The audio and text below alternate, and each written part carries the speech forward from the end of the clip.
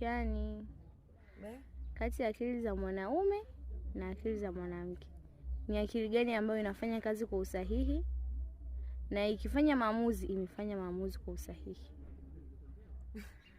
Hebu mwe mnaacha kufananisha akili za kipumbavu na akili za mwanaume. Hivi unajua akili ya mwanaume wewe? Mwanaume akomae alipe kodi.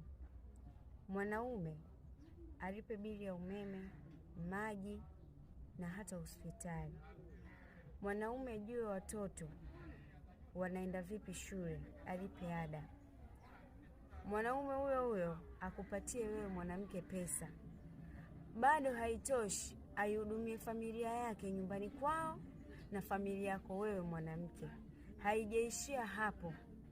Ajue ni kiasi gani ataweza kumaintain ili aweke akiba ya maendeleo yenu.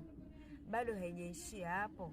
Mwanaume huyo anatakiwa awe na nguvu za kiume za kuweza kukumudu wewe na kukuridhisha mwanamke kitandani.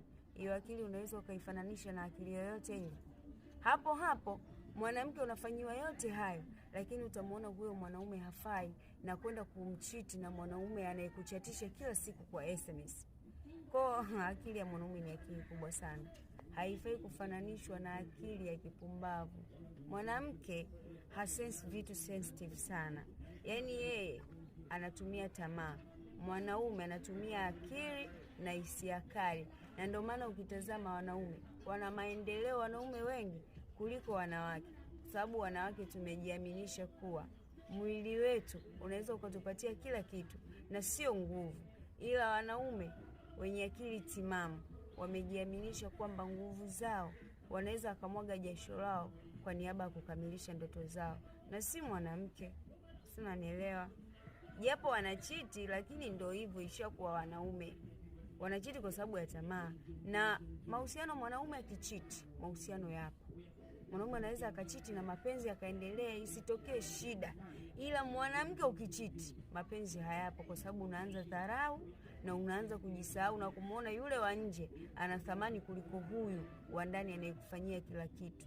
Mthamini sana mwanaume anayekupa hata shilingi yake aliyoitolea jasho, maana kuipata hela si kazi rahisi. Na ukitaka kujua, siku nenda naye kazini uone changamoto wanazopitia, alafu ndo utaelewa.